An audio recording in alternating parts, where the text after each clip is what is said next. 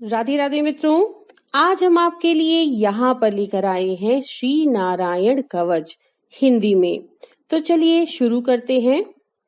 राजा परीक्षित ने पूछा, भगवन, देवराज इंद्र ने जिससे सुरक्षित होकर शत्रुओं की चतुरंगिनी सेना को खेल खेल में अनायास ही जीतकर त्रिलोकी की राजलक्ष्मी का उपभोग किया, आप उस नारायण कवच को सुनाइए और ये भी बतलाइए कि उन्होंने उससे सुरक्षित होकर रणभूमि में किस प्रकार आक्रमणकारी शत्रुओं पर विजय प्राप्त की।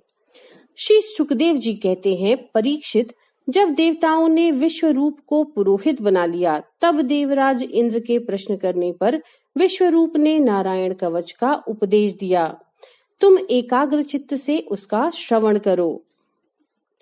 विश्वरूप ने कहा, देवराज इंद्र, भय का अवसर उपस्थित होने पर नारायण कवच धारण करके अपने शरीर की रक्षा कर लेनी चाहिए। उसकी विधि यह है कि पहले हाथ पैर धोकर आचमन करें और उसके पश्चात हाथ में कुश की पवित्री धारण करके उत्तर मुख करके बैठ जाइए और इसके बाद कवच धारण पर्यंत कुछ न बोलने का निश्चय करके पवित्रता से ओम नमो नारायणाय और ओम नमो भगवते वासुदेवाय इन मंत्रों के द्वारा हृदयादि अंगन्यास तथा अंगुष्ठादि करन्यास करें।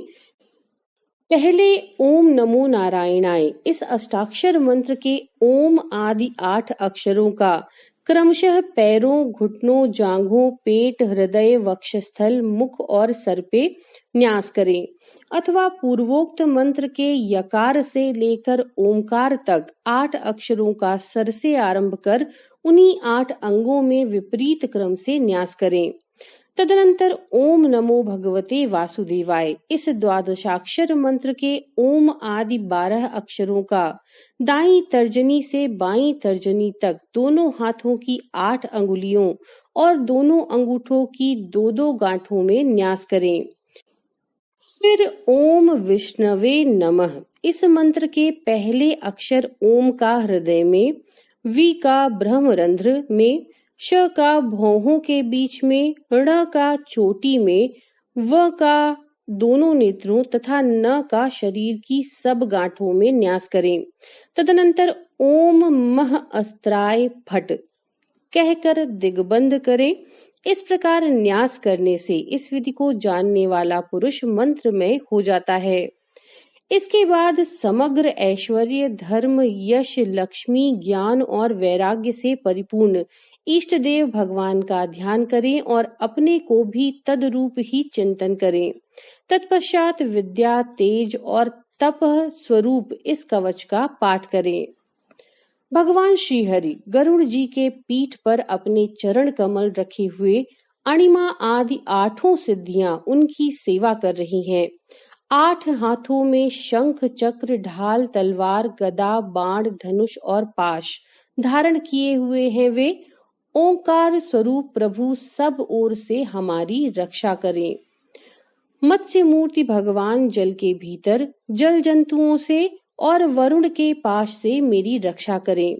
माया से ब्रह्मचारी रूप धारण करने वाले वामन भगवान स्थल पर और विश्वरूप श्री त्रिविक्रम भगवान आकाश में मेरी रक्षा करें।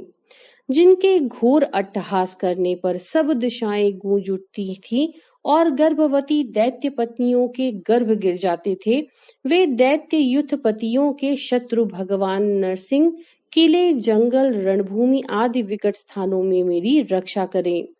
अपनी दाढ़ों पर पृथ्वी को उठा लेने वाले यज्ञ मूर्ति वराह भगवान मार्ग में, परशुराम जी पर्वतों के शिखरों और लक्ष्मण जी के सहित भरत जी के बड़े भाई भगवान रामचंद्र प्रवास के समय मेरी रक्षा करें। भगवान नारायण मारण, मोहन आदि भयंकर अभिचारों और सब प्रकार के प्रमादों से मेरी रक्षा करें। ऋषि श्रेष्ठ नर गर्व से, योगेश्वर भगवान दत्तात्रेय योग के विघ्नों से और त्रिगुणाधिपति भगवान कपिल कर्म बंधन से मेरी रक्षा करें। परमर्षि सनत कुमार कामदेव से, हयग्रीव भगवान मार्ग में चलते समय देव मूर्तियों को नमस्कार आदि न करने के पाप से, देवर्षि नारद सेवापराधों से और भगवान कच्छप सब प्रकार के नरकों से मेरी रक्षा करें।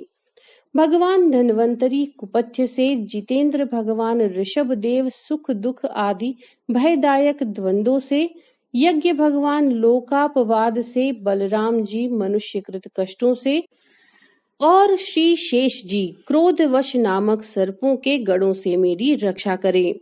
भगवान श्री कृष्ण द्वैपायन व्यास जी अज्ञान से तथा बुद्ध देव पाखंडियों से और प्रमाद से मेरी रक्षा करें।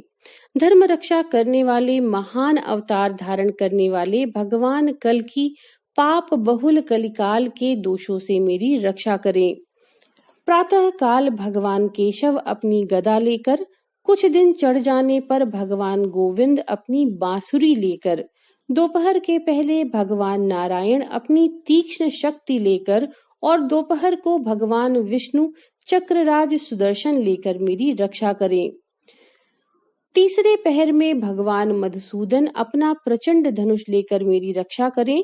सायंकाल में ब्रह्मा आदि त्रिमूर्तिधारी माधव, सूर्यास्त के बाद ऋषिकेश, अर्धरात्रि के पूर्व तथा अर्धरात्रि के समय अकेले भगवान पद्मनाभ मेरी रक्षा करें। रात्रि के पिछले प्रहर में श्री वत्सलांचन श्रीहरि, उषा काल में खड्गधारी भगवान जनार्दन, सूर्योदय से पूर्व श्री दामोदर और संपूर्ण संध्याओं में काल मूर्ति भगवान विश्वेश्वर मेरी रक्षा करें। सुदर्शन आपका आकार चक्र की तरह है, आपके किनारे का भाग प्रलय कालीन अग्नि के समान अत्यंत तीव्र है।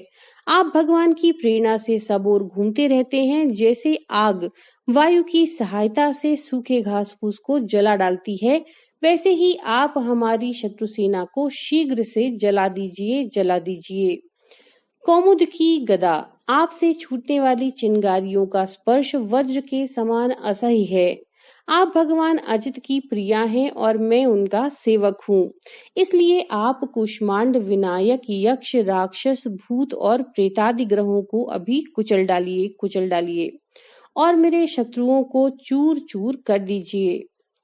शंख श्रेष्ठ, आप भगवान श्री कृष्ण के फूंकने से भयंकर शब्द करके मेरे शत्रुओं का दिल दहला दीजिए एवं यातुधान, प्रमथ, प्रेत, मातृका, पिशाच और ब्रह्म राक्षस आदि भयावने प्राणियों को यहाँ से तुरंत भगा दीजिए।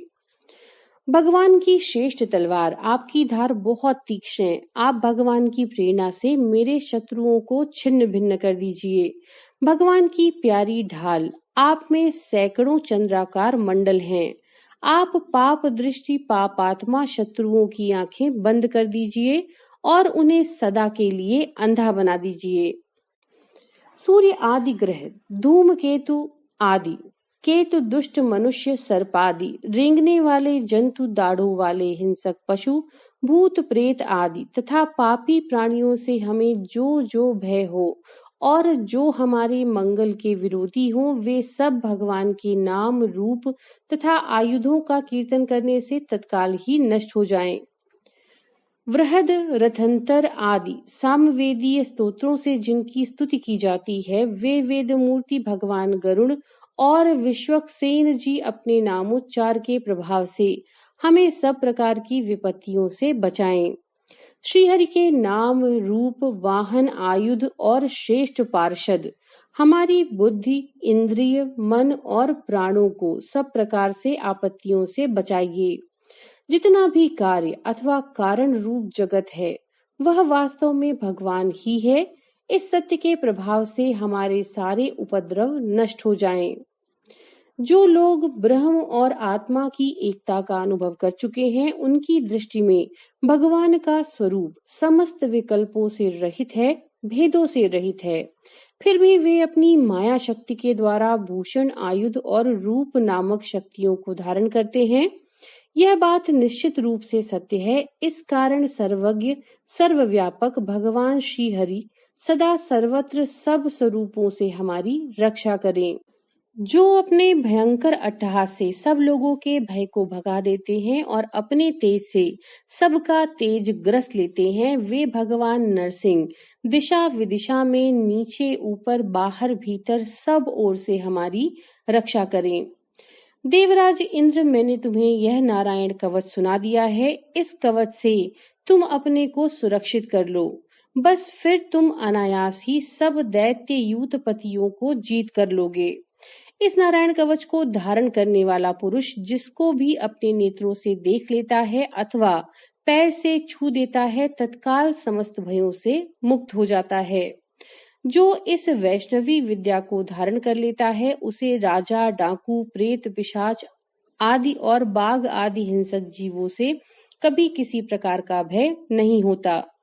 देवराज, प्राचीन काल की बात है, एक कौशिक गोत्री ब्राह्मण ने इस विद्या को धारण करके योग धारणा से अपना शरीर मरुभूमि में त्याग दिया। जहाँ उस ब्राह्मण का शरीर पड़ा था, उसके ऊपर से एक दिन गंधर्वराज चित्ररथ अपनी स्त्रियों के साथ विमान पर बैठकर निकले। वहां आते ही वे नीचे की ओर सिर किए विमान सहित आकाश से पृथ्वी पर गिर पड़े। इस घटना से उनके आश्चर्य की सीमा नहीं रही। जब उन्हें बालखिल्य मुनियों ने बतलाया कि यह नारायण कवच धारण करने का प्रभाव है, तब उन्होंने उस ब्राह्मण देव की हड्डियों को ले जाकर पूर्व वाहिनी सरस्वती नदी में प्रवाहित कर दिया और फिर स्नान करके वे अपने लोक को चले गए।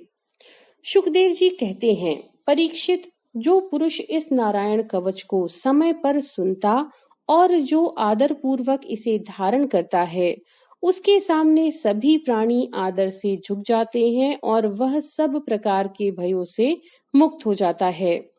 परीक्षित, शतक्रतु इंद्र ने आचार्य विश्वरूप जी से यह वैष्णवी विद्या प्राप्त करके रणभूमि में असुरों को जीत लिया और वे त्रैलोक्य लक्ष्मी का उपभोग करने लगे। इति श्री नारायण कवचम संपूर्णम। मित्रों, इस नारायण कवच को पढ़ने के लिए आप डिस्क्रिप्शन में दिए गए हमारे लिंक में जाकर के देख सकते हैं। ये नारायण कवच श्रीमद् भागवत के स्कंद 6 अध्याय 8 से लिया गया है। नमो नारायण।